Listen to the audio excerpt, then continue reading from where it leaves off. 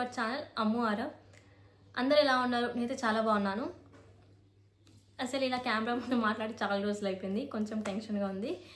ఈ వీడియో చేయడానికి రీజన్ ఏంటంటే ఈరోజు అరవింద్ బర్త్డే. ఈ వీడియో నేను చాలా మంచి ప్యాకేజ్ చేద్దాం అనుకున్నాను కానీ టైం కుదరలేదు. ఇంకా ఏదైనా ఒక స్పెషల్ డే రోజు పోస్ట్ చేద్దామని చెప్పి ఇప్పుడైతే రికార్డ్ చేస్తున్నా. ఈరోజు అయితే అరవింద్ బర్త్డే కాబట్టి ఫస్ట్ అయితే హ్యాపీ బర్త్డే కన్నా, లవ్ యూ సో మచ్. ఇది కొంచెం కాదు చాలా ఎమోషనల్ స్టోరీ.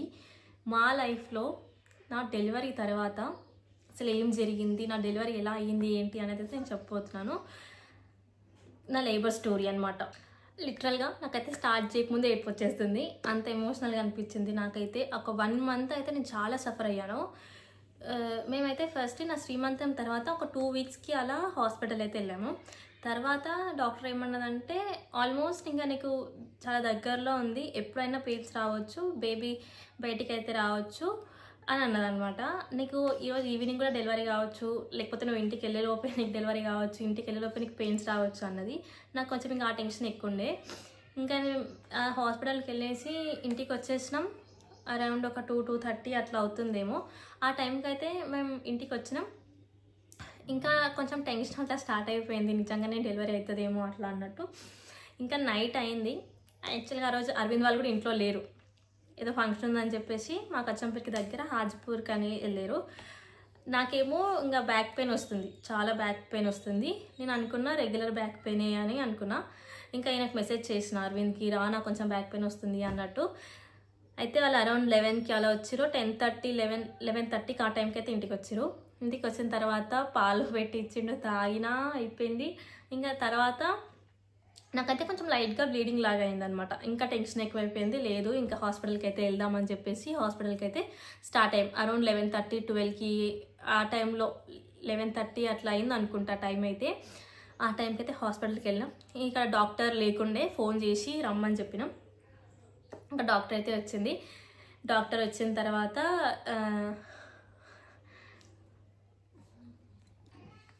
డాక్టర్ వచ్చిన తర్వాత ఒకసారి చెక్ చేసింది. చెక్ చేసిన తర్వాత ఒకసారి లైట్గా ఎక్సర్సైజ్ లాగా చెయ్యమ్మా, వాకింగ్, ఒకసారి కిందికి కూర్చొని లేకడం అలా చేయమని చెప్పింది. నాకు అప్పటికే చాలా బ్యాక్ పెయిన్ వస్తుంది, ఇట్లా వస్తుంది పోతుంది. వచ్చినప్పుడు మాత్రం అయితే అస్సలు తట్టుకోలేకపోయినా. అస్సలు నా వల్ల కాలే, ఇంకా అంత నొప్పి అనిపించింది వచ్చినప్పుడు. ఇంకా తర్వాత ఇవి ఏమంటారు లేబర్ పెయిన్సా లేకపోతే నార్మల్ బ్యాక్ పెయిన్ అని చెప్పేసి డాక్టర్ అయితే చెక్ చేసిండు అనమాట. స్క్రీన్ మీద సంథింగ్ అది నడుముకి ఏదో పెట్టి చెక్ చేసిండు. చెక్ చేసిన తర్వాత లేబర్ పెయిన్స్ అని వచ్చింది. అందులో లేబర్ పెయిన్స్ అని వచ్చిన తర్వాత ఇంకా నార్మల్కి ట్రై చేద్దాం అన్నట్టు. ఆల్మోస్ట్ నాకు స్టార్టింగ్ నుంచి నార్మల్ అవుతుంది అని అన్నారు. నేను కూడా ఇంకా నార్మల్ అవుతుంది అనుకున్నా, కానీ ఆ పెయిన్స్ నా వల్ల కాలే. నాకు స్టమక్ పెయిన్ అయితే అస్సలు రాలేదు, బ్యాక్ పెయిన్ వచ్చింది. వచ్చిన కొంచెం సేపు అయినా కూడా నేను తట్టుకోలేకపోయినా, నాకైతే చాలా నొప్పి వచ్చింది. ఇంకా ఆ నొప్పి ఆ డే నుంచి నాకు నొప్పి వచ్చిందన్నప్పటి నుంచి ఇంకా నా హ్యాండ్ అస్సలు అరవింద్ అయితే వదలనే లేదు. ఈవెన్ వాకింగ్కి కూడా, ఆల్మోస్ట్ వాష్రూమ్ దగ్గరికి కూడా అరవింద్ వచ్చిండు. నేను లోపలికి వెళ్ళినప్పుడు మాత్రమే నా దగ్గర లేడు, అంతే. ఇంకా చేయి పట్టుకొని వాకింగ్ చేయించడం కానీ, ఎక్సర్సైజ్ కానీ, కింది కూర్చొని లేనప్పుడు పడుకోబెట్టడం కానీ మొత్తం నాకు అరవిందే చేసిండు అనమాట. చాలాసేపు ట్రై చేసినాము. ఒక ఎర్లీ మార్నింగ్ 5-5:30 వరకు ఇంకా అక్కడిక్కడ తిరుగుకుంటూ, నిద్ర అయితే ఏం పోలేదు. అసలు పడుకోమని చెప్పారు కొద్దిసేపు, కానీ నాకు నిద్ర రావట్లేదు, చాలా పెయిన్ అయితే ఉండే. ఇంకా తర్వాత డాక్టర్ వచ్చి ఏమనుకుంటున్నారు ఏంటి, నార్మల్ చేద్దామా, C-section చేద్దామా, నార్మల్ అయితే ఎప్పుడైతే నేను చెప్పలేను అని అన్నారు. ఇంకా తర్వాత ఇంకా ఇదంతా అయితే అవ్వదు, ఇంకా ఆ పెయిన్ నేను తట్టుకోలేక, లేదు నాకు C-section చేయండి డాక్టర్ అని మేమే చెప్పినాం అనమాట. C-section అయితే తను కాన్ఫిడెంట్గా ఓకే నేను చేసే C-section అని. ఎర్లీ మార్నింగ్ అరౌండ్ 5:30-5:45 మిడిల్లో నాకైతే 6:02కి డెలివరీ అయింది. ఆ టైంలో ఓకే ఇంకా నేను ఎపిడ్యూరల్ డాక్టర్ కూడా కాల్ చేసిన, ఇంకా ఎవరు ఏం డిస్కస్ చేయకండి, అయిపోయింది చేసేసిన, ఆ డాక్టర్ కూడా వస్తారు అని చెప్పాడు. సరే అని అనుకున్నాం. ఇంకా నన్ను ఆపరేషన్ థియేటర్కి తీసుకెళ్ళారు. ఇది అయితే లిటరల్గా చాలా బాగా అనిపిస్తుంది ఒక్కొక్కసారి. ఇప్పుడు తలుచుకున్నా ఇదైతే నేను లైఫ్లో ఎప్పటికీ మర్చిపోలేను, నా డెలివరీ స్టోరీ. రేపు పొద్దున ఇది నా బాబుకి కూడా గుర్తుంటుంది అన్నట్టు నేను ఈ వీడియో తీస్తున్నా, చాలా స్పెషల్ ఇది. ఇంకా రూమ్లోకి అయితే తీసుకెళ్ళారు. రూమ్లోకి తీసుకెళ్ళంగానే ఫస్ట్ ఇంకా అసలు మొత్తం హడావిడి లాగా అనిపిస్తుంది. ఇటు అటు అటు ఇటు అన్నట్టు. ఒకరేమో ఈ చేయికేమో బీపీ మిషన్ పెడతారు, ఈ చేయికేమో సెలైన్ ఎక్కిస్తున్నారు. ఇంకా తర్వాతకి లాస్ట్కి యూరిన్ పైప్. దేవుడా అసలు వామ్మో ఎంత నొప్పి వచ్చిందో నాకు. నేనైతే గట్టిగా అరిచిన.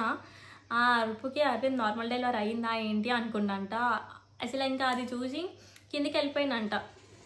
అయితే ఫస్ట్ ఫ్లోర్లో హాస్పిటల్ ఆపరేషన్ థియేటర్. ఇంకా అరవింద్ ఆ అరుపు విని కిందికి వెళ్ళిపోయిందంట. అంటే అది వినలేక బాధ చూడలేక ఇంకా కిందికి వెళ్ళిపోయిందంట అప్పుడే. ఇంకా తర్వాత 6:02కి ఎగ్జాక్ట్గా 6:02కి అయితే బాబుని తీసిరు బయటికి.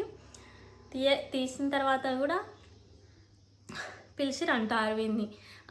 కొడుకు పుట్టిండు అని, అదే డెలివరీ అయిపోయింది, అమ్మాయిని రమ్మనండి, బాబుని ఎత్తుకోవాలి కదా అని చెప్పేసి పిలిచిరంట.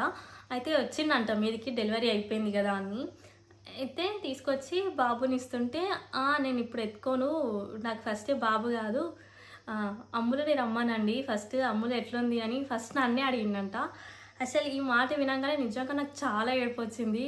ఆ హాస్పిటల్లో ఉన్నన్ని రోజులు అందరు వచ్చి చెప్తున్నారు, ఎందుకయ్యా నువ్వు అట్లా ఏడ్చినావు, ఆమె మంచిగానే ఉంది లోపల, నువ్వెందుకు అట్లా ఏడ్చినావు, ఎవరైనా కొడుకుని ఇస్తుంటే ఫస్ట్ పుట్టినాక కొడుకుని ఇస్తుంటే నువ్వు కొడుకుని తీసుకోకుండా నా పిల్లాన్ని చూపియండి అని అడిగినావు కదా అని అందరు వచ్చి చెప్తుండే. అసలు అట్లా నాకైతే మస్తు బాధ అనిపించింది. నిజంగా అరవింద్ ఇంత లవ్ చేస్తున్నాడా ఏంటి అని అనుకున్నా. నేను అస్సలు అనుకోలేదు. ఊకే ఏడిపిస్తుండే, రేపు ఇంకా కొడుకు పుట్టిన తర్వాత, అదే రేపు ఎవరైనా పుట్టిన తర్వాత ఇంకా నన్ను అస్సలు పట్టించుకో కదా, ఇంకా మొత్తం వాళ్ళే ఉంటారు కదా అని అంటే, అవును ఇంకెవరు పట్టించుకుంటారు అన్నట్టు ఉంటుండే. కానీ లిటరల్గా అస్సలు ఎత్తుకోలే. వాడిని కూడా పుట్టిన తర్వాత చిన్నోడిని కూడా అస్సలు ఎత్తుకోలేదు. నన్ను చూసిన తర్వాత అప్పుడు ఇద్దరం కలిసి చూసినాం. ఆల్మోస్ట్ నాకు ఇంకా అదే మత్తు పోయిన తర్వాత అప్పుడు ఇద్దరం కలిసి ఒకటేసారి చూసినాం బాబుని. ఆ వీడియో కూడా ఉంది. ఆ వీడియోస్ కూడా మేము కావాలని తీసుకోలేదు. ఆ టైంలో ఎవరికి వీడియో తీసుకోవాలి అన్న థాట్ కూడా లేదు. కానీ జానీయే మొత్తం వీడియోస్ అన్నీ తీసిండు. మాకు తెలియని కూడా తెలియదు కనీసం అవి వీడియోస్ ఉన్నాయని కూడా. Thank you so much Johnny. అవి కూడా లైఫ్లో మాకు చాలా మెమరబుల్. లిటరల్గా ఈ హస్బెండ్ ఉన్నాడు అట్లా, ఒక బాబు పుట్టినా కూడా ఆ బాబుని పట్టించుకోకుండా నాకు నా వైఫ్ని చూపియండి ఫస్ట్ అని. ఫస్ట్ ఇంకా కొడుకు పుట్టిండు అన్న ఆనందంతోనే ఉంటాడు. కానీ నా వైఫ్ లోపల ఎట్లా ఉందో ఏమో అన్న బాధతోనైతే చాలా వరకు అయితే ఎవరు ఉండరు. కానీ అరవింద్ నా కోసమే ఉండు. నిజంగా చాలా అంటే చాలా లక్కీ నేను ఈ విషయంలో. అరవింద్ నాకు హస్బెండ్గా రావడం నిజంగా చాలా లక్కీ.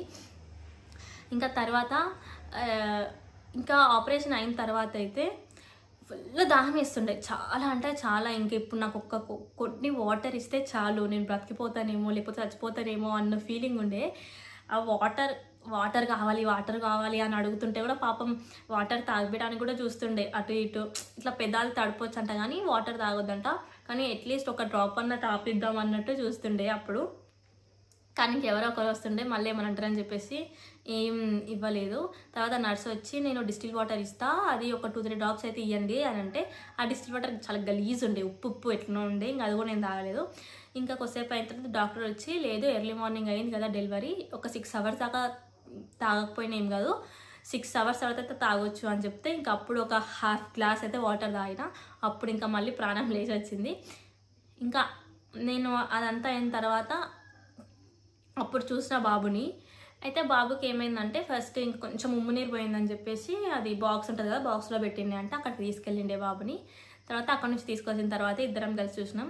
నిజంగా ఆ మూమెంట్ అయితే ఇంకా కళ్ళ ముందరనే ఉంది. ఇప్పుడు మీకు చెప్తుంటే కూడా అవన్నీ ఇట్లా రన్ అవుతున్నాయి నా ముందు. ఆ ఒక్క మాట ఎప్పుడు తలుచుకున్నా కూడా నాకు ఏడుపు వస్తుంది. ఫస్ట్ అయితే అమ్మని తీసుకురండి బాబు తర్వాత అని ఫస్ట్ అయితే మా అత్తమ్మనే ఎత్తుకుంది. ఏ ఫాదర్కైనా ఫస్ట్ నా కొడుకుని ఎత్తుకోవాలనే ఉంటుంది కదా. కానీ మా ఆయన నా కోసమే ఉండే. లవ్ యూ నాన్న. చేస్తున్నా ఏంటి అన్నది కూడా నాకు తెలియట్లేదు. కానీ ఇదంతా రేపు నేను ఎప్పుడైనా చూసుకున్నా కూడా ఇది ఒక బెస్ట్ మెమొరీ లాగా అనిపిస్తుంది నాకు. ఇంకా ఇక్కడ దాకా ఒక స్టోరీ అయిపోయింది, డెలివరీ అయిపోయింది, బాబుని చూసినాం, అంతా హ్యాపీయే. ఇంకా నేను నెక్స్ట్ డేనే లేచిన నడుస్తున్నా, అంతా ఓకే బాగానే ఉంది. కానీ అంత ఈజీగా అయితే ఏం లేవలేదు, పట్టుకొని సపోర్ట్ తీసుకొని లేవాల్సి వస్తుంది. ఇంకా 4th డే అనమాట. ఇంకా రేపైతే నేను డిశ్చార్జ్ అవుతా. 4th డే స్టిచెస్ కొంచెం ఓపెన్ అయింది. ఇంకా చూసుకో అసలు ఆ స్టిచెస్ ఓపెన్ అయ్యింది, కొంచెం దానిలో పస్ వస్తుంది. అయితే ఇంకా డాక్టర్ చూసింది, డాక్టర్ చూసి అయ్యా అదేంటి పస్ వస్తుంది ఇంత వస్తుంది అన్నది. ఇంకా తర్వాత నరకం అంటే ఎందుకు చూసిన నేను అసలు, నరకం అంటే లిటరల్గా నరకమే, అసలు అంత నరకం చూసిన. ఆ కొంచెం ఇంత ఓపెన్ అయింది, అందులో నుంచి పస్ వస్తుంది.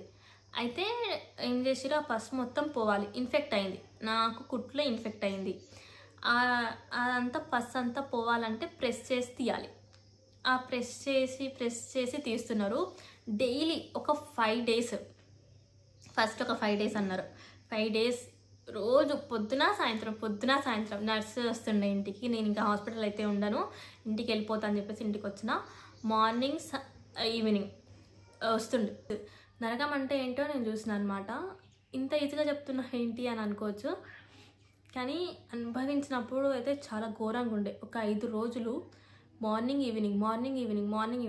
మనకు ఏదైనా చిన్న స్కార్ వస్తే ఆ ప్లేస్లో ఇట్లా టచ్ అయితేనే చాలా నొప్పి వచ్చి ఏడుస్తాం మనం. అలాంటిది ఒక C-section అయిన తర్వాత ఆ కుట్ల మీద ఇట్లా ప్రెస్ చేసి లోపల పస్ మొత్తం తీస్తుంటే నరకం అంటే ఏందో చూసినా నేను అప్పుడు. నొప్పి అంటే నొప్పి, గట్టిగా అరుస్తుండే అసలు నేను. అబ్బా అంత గట్టిగా అరుస్తుండే, ఘోరం ఉంటుండే అసలు ఆ సిచ్యువేషన్. ఇప్పుడైతే అది అనుభవించిన తర్వాత ఇంత ఈజీగా నేను నవ్వుకుంటా చెప్తున్నా, కానీ అప్పుడు మాత్రం చాలా ఎక్కువ ఉండే అసలు ఆ సిచ్యువేషన్ అంతా. 5 days morning night, morning evening. సెలైన్లు అయితే ఘోరంగా, ఇంకా అసలు ఇట్లా ట్యాబ్లెట్లు వేసుకున్నంత ఈజీగా సెలైన్ కాదు, ఇంజెక్షన్స్ నాకు ఇప్పటికి ఇక్కడ ఉంటాయి, ఇక్కడొకటి లాగా. మార్నింగ్ ఈవినింగ్ ఇంజెక్షన్స్, 2 ఇంజెక్షన్లు ఇట్లా ఒత్తించుకోవాలి, 2 ఇంజెక్షన్లు ఒత్తించుకోవాలి. ఆ ఇంజెక్షన్స్ లోపలికి పోతుంటే మంట అవుతుండే. ఆ నుంచి నర్సు వచ్చిందంటే ఇంకా నాకు భయం అవుతుండే, అంత బాధ ఉండే. తర్వాత 5 days అయింది. 5 days అయిన తర్వాత నాకు ఇంకా తగ్గలేదు. తర్వాత డాక్టర్కి ఫోన్ చేసి ఇంకా 2 days చూద్దామన్నది. తర్వాత సరే ఇంకా 2 days అయితే తగ్గుతుంది అంటే, అంత ఎందుకు అనుభవించిన అంటే తగ్గుతుందేమో, ఈమె దగ్గర డెలివరీ అయింది, నాకు తగ్గిస్తుందేమో అన్నట్టు నేను ఇంక ఇక్కడే ఉండిపోయాను. తర్వాత ఒక 2 days అయింది. మొత్తం ఇంకా 10th డే రోజు కూడా హాస్పిటల్కి వెళ్ళినాం, తగ్గట్లే అని. పోతే ఇంకా కొంచెం ఉందమ్మా, నీకు ఇంకా తగ్గలేదు, ఇంకొక 2 days అన్నది. తర్వాత సరే అని ఇంకా 2 days ఉన్నా. ఇంటికి వచ్చిన తర్వాత ఇంకా 2 days అన్నారు. తర్వాత ఆ 2 days అయిన తర్వాత కూడా నాకు తగ్గకపోతే హాస్పిటల్కి వెళ్ళినాం. మళ్ళీ హాస్పిటల్కి వెళ్తే ఆమె ఉన్నది ఇంకా 2 days అన్నది. అయితే సారీ డాక్టర్, నేనైతే ఇంకా ఇక్కడ ఉండను, సిటీకి వెళ్ళిపోతా అని చెప్పిన. మా మమ్మీ వాళ్ళ ఇంటికి అయితే వెళ్తా నేను. అప్పటికే చాలా లేట్ అయిపోయింది. సరే అని చెప్పేసి మమ్మీ వాళ్ళ ఇంటికి వెళ్తానంటే ఆ డాక్టర్ ఉండి లేదు ఉండు ఒక 2 days అంటే సారీ డాక్టర్, నేనైతే ఉండను, నా వల్ల అయితే ఇంకా కాదు అని చెప్పి వచ్చేసిన అనమాట హైదరాబాద్కి. వచ్చేసిన తర్వాత హైదరాబాద్కి వచ్చిన తర్వాత ఆ డాక్టర్, నాకు అచ్చంపేటలో C-section చేసిన డాక్టర్ ఏమన్నదంటే, ఒకసారి హైదరాబాద్కి వెళ్ళినాక ఒక హాస్పిటల్కి వెళ్ళి ఆ డాక్టర్ ఏం చెప్తుందేనండి, ఎందుకంటే నేను ఫోన్ ద్వారా ఎక్కువ ఇంటరాక్షన్ అయినా కూడా నాకు తెలియదు కదా, అదే మీరు ఒకవేళ అక్కడ చూపించుకున్న డాక్టర్ అయితే ఎమర్జెన్సీ ఏమైనా ఉన్నా కూడా తీసుకురావడానికి కానీ ఆమె మెడిసిన్ ఏదన్నా ఇస్తుంది అని చెప్తే సరే అని హాస్పిటల్కి వెళ్ళిన తర్వాత ఆమెకు మొత్తం ఎక్స్ప్లెయిన్ చేసినాం, ఇట్లా అయ్యిండే, రోజు ఇట్లా పస్ తీస్తుండే అని. ఆ డాక్టర్ ఏం చేసింది, సరే అమ్మా ఏం కాదు చూస్తా ఒకసారి, నేను ఎంత ఇన్ఫెక్షన్ అయింది ఏంది అని చెప్పేసి చూస్తాను. అయితే సరే అన్న తర్వాత కుట్ల మీద ఏమంటారు స్కాన్ చేసింది అనమాట. అది మనకు నార్మల్గా స్కాన్ చేస్తారు కదా, అట్లా స్కాన్ చేసింది. ఆ నొప్పి కూడా అసలు నేను ఇంత ఫేస్ చేసిన నా లైఫ్లో అప్పుడే నేను ఇంత ఫేస్ చేసిన అన్నట్టు అనిపిస్తుంది నాకు ఇప్పుడు. స్కాన్ చేసి చూసిన తర్వాత ఉందమ్మా నీకు ఇన్ఫెక్షన్, ఇంకా ఆల్మోస్ట్ తగ్గింది కానీ ఇప్పుడు స్టిచెస్కి మధ్యలో మీద కొంచెం ఉంది అని అన్నది. అయితే ఆమె ఫస్ట్ ఏమన్నదంటే, ఇక్కడ కార్నర్కి ఉన్నది నేను ఇన్ఫెక్షన్ తీసేసి స్టిచెస్ వేస్తా అన్నది. తర్వాత ఇక్కడ సైడ్ కూడా ఉంది, అంటే నాకు ఫస్ట్ రైట్ సైడ్ ఇన్ఫెక్షన్ ఉండే అనమాట. అయితే లెఫ్ట్ సైడ్ కూడా కొంచెం ఉంది. చూసి ఎక్కువ అనిపిస్తే అది కూడా తీసి మొత్తం స్టిచెస్ వేస్తా అన్నారు. అంటే సరే అన్నాం. అయితే ఫస్ట్ స్కాన్ చేసిన తర్వాత డాక్టర్ ఫస్ట్ అయితే చూడ్డానికి వచ్చింది నార్మల్ రూమ్లో. నన్ను పడుకోమంటే సరే చెప్పి పడుకున్నా నార్మల్ రూమ్లో. అప్పటికి నాకు భయం అవుతుంది, ఏడుపు వస్తుంది, ఏం చెప్తుందో అన్న భయం. అయితే అరవింద్ ఉండి ఏం కాదు తగ్గిపోతుంది, ఏం కాదు అన్నట్టుండే. డాక్టర్ వచ్చి చూసి ఆమె కూడా ప్రెస్ చేసి చూసింది. కానీ ఆమె ప్రెస్ చేసి నాకేమంత నొప్పి రాలేదు. నొప్పి అబ్బా అనే లోపే ఆమె సంథింగ్ ఏదో లిక్విడ్ వేసి నొప్పి రాకుండా చేసింది. తర్వాత ఒక స్కాన్ చేసి చూసింది. నాకు ఇంకా టెన్షన్ స్టార్ట్ అయిపోయింది. స్కానింగ్ కూడా చేస్తుంది అంటే ఏదో అయ్యింది నాకు అన్నట్టు ఇంకా ఫుల్ టెన్షన్ అవుతుండే నాకు. తర్వాత ముందే అరవింద్ డాక్టర్తో మాట్లాడాడు. డాక్టర్ ఏమన్నా సీరియస్గా ఉంటే ఆమెకు చెప్పకండి, నాకే చెప్పండి, ఆమె ఓకేనా టెన్షన్ పడుతుంది అని ఆల్రెడీ మొత్తం క్లియర్గా డాక్టర్తో మాట్లాడాడు. ఆమె ఇట్లా ఫేస్ చేసి వచ్చింది, ఇప్పుడు ఇంకా అంటే ఆమె తీసుకోలేదు అని. అయితే డాక్టర్ ఇంకా స్కాన్ చేసిన తర్వాత చాలా వాటర్ తాగి రాపోమ్మా, కొద్దిసేపు పడుకోపోమ్మా, నువ్వు ఎందుకు ఏడుస్తున్నావు, ఏడవకు, పడుకోపో అని అన్నది. అయితే నేను ఎంతసేపటికి అసలు వెళ్ళలేదు. ఇంకా తర్వాత డాక్టర్ ఉండి ఏమన్నది ఇంకా చెప్పేసింది. ఇంకా అప్పుడు లేదమ్మా నీకు చిన్న ఇన్ఫెక్షన్ ఉంది, అది మొత్తం క్లియర్ చేసి నేను స్టిచెస్ వేస్తా అన్నది. మళ్ళా కుట్లా అని మస్తు ఏడ్చిన. ఇంకా నేను అరవింద్ని పట్టుకొని గట్టి ఏడ్చిన డాక్టర్ ముందు. నేను లేదు అని అంటే ఆ మూమెంట్ ఏమైపోయిందంటే ఎందుకు ఇట్లా అయింది. ఇంకా ఒక్కనొక మూమెంట్లో నాకు ఏమనిపిస్తుంది అంటే ఎవ్వరు లేరు, మొత్తం జస్ట్ నేను అరవిందే ఉన్నాము. నాకు ఇంత అవుతున్నా కూడా నా చుట్టూ ఎవ్వరు లేరా అన్న ఫీలింగ్ వచ్చేసింది. మస్తు ఏడ్చిన నేను. ఇంకా అప్పుడు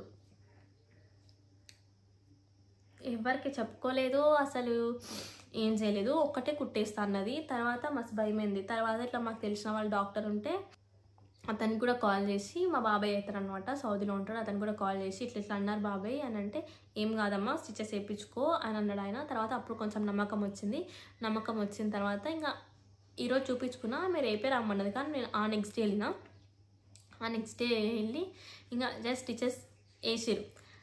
ఇంకా ఆపరేషన్కి తీసుకెళ్తున్నారు. ఆ డ్రెస్ వేస్తారు కదా, ఆ డ్రెస్ వేస్తున్నారు, మొత్తం గోల్డ్ జ్యువెలరీ అది అంతా తీస్తున్నారు. ఇంక వెళ్తున్నాం. అరవింద్ నా దగ్గర ఒక మాట అన్నాడు, నువ్వు ఇప్పుడు హ్యాపీగా వెళ్తే నువ్వు ఏది చెప్తే అది చేస్తాము, నేను ఏడవకు నువ్వు అన్నాడు.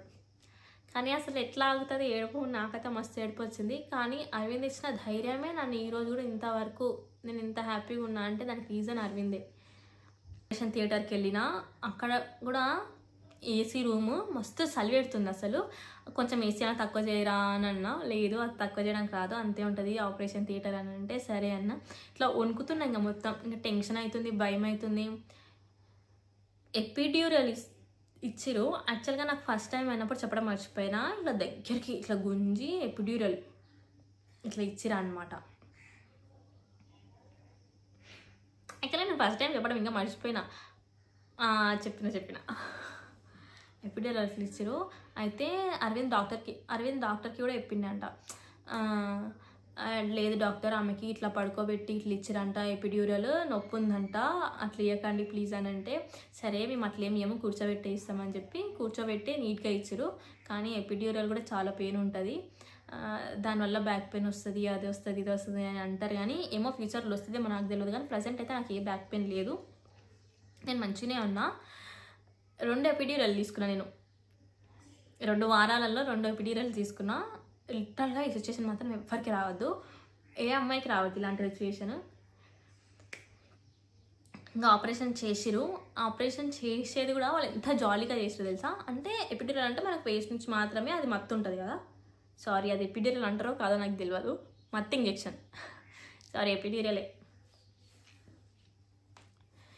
ఇచ్చిన తర్వాత వేస్ట్ నుంచి అయితే నాకు నొప్పి ఉండదు. మిగతా ఇదంతా మాత్రం మనకు తెలుస్తుంటుంది ముందు ఏం జరుగుతుంది ఏంటి అని. ఇంకా డాక్టర్కి అర్విన్ చెప్పిండు, మేడం భయపడుతుంది కొంచెం అది దక్క అది అని మాట్లాడితే, డాక్టర్ రావడంతోనే ఇప్పుడు అందరూ జాలీగా ఏదో పిక్నిక్ వచ్చినట్టు చూసుకుంటూ ఆపరేషన్ చేయాలి ఇప్పుడు ఈ అమ్మాయికి, అస్సలు భయపడదు, మాట్లాడుకుంటూ ఆపరేషన్ చేయాలని అంటే అందరూ దానిలో ఎంత నవ్వుకుంటూ చేసుకుంటూ చేస్తున్నారు. కానీ నా భయం నాకే ఉంది లోపల ఏంటి అని. నీట్గా మొత్తం ఇంకా ఆపరేషన్ చేసిరు. ఒక 1 అవర్ అయిందేమో, 1 అవర్ కూడా 45 మినిట్స్ అట్లా అయింది. 45 మినిట్స్ అయింది. ఇంకా హ్యాపీగా అయితే నేను బయటకి అయితే వెళ్ళిన. నిజంగా నాకు చేయించుకున్నాకనే మంచిగా అనిపించింది.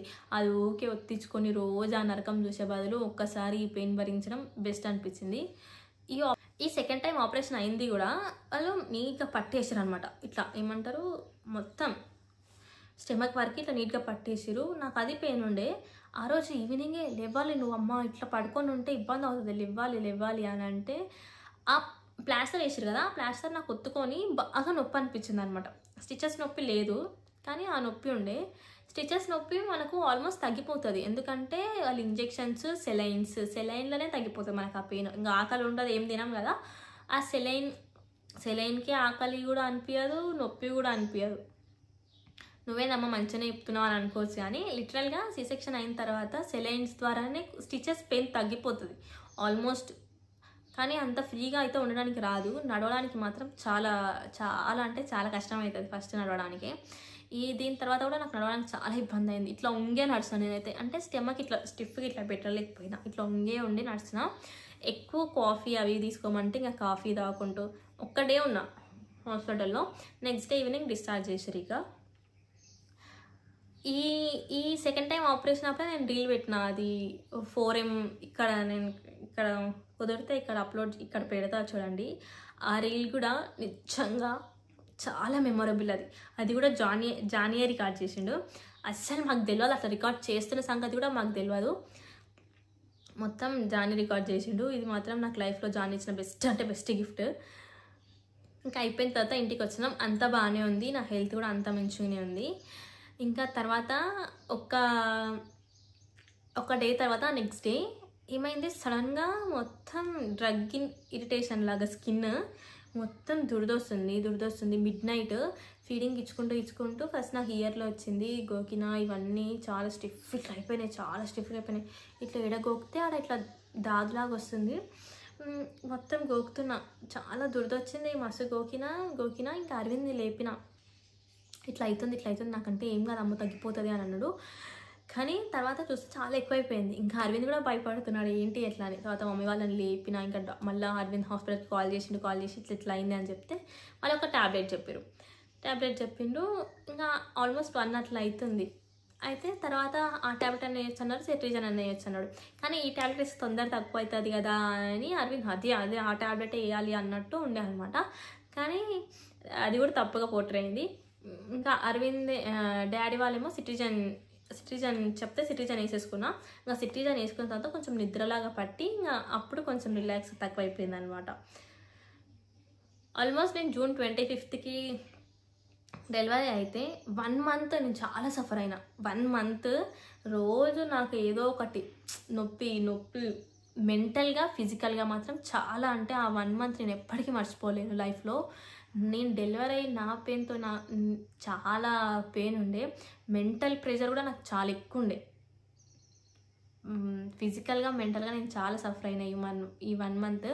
ఇద్దరం, నేను అరవింద్ కూడా చాలా సఫర్ అయినాం. అండ్ ఇప్పటిదాకా చెప్పిందైతే నా లేబర్ స్టోరీ.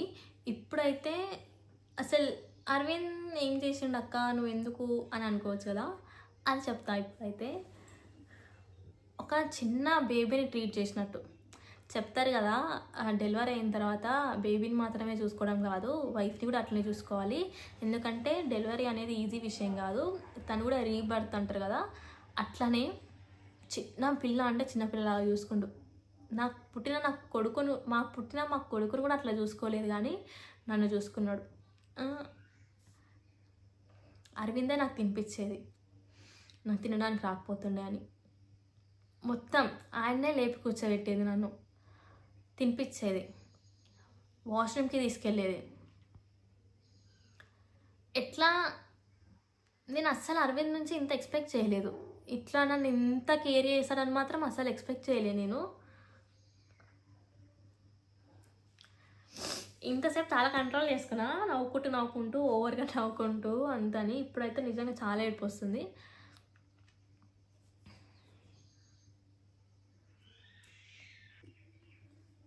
హాస్పిటల్లో టైంకి టైం మార్నింగ్ కాఫీ తీసుకొస్తుండే, తర్వాత ఇడ్లీ ఇంకా పొడి తీసుకొస్తుండే. అయితే నేను అది గార్లిక్ అది అల్లం ఇది వెల్లుల్లిపాయ కారం చేస్తారు కదా, అది నాకు ఇష్టం ఉండకపోతుండే అని కొంచెం వేయించి అట్లా మా తాతమ్మ ఉంటుండే, తను చేసి ఇచ్చింది.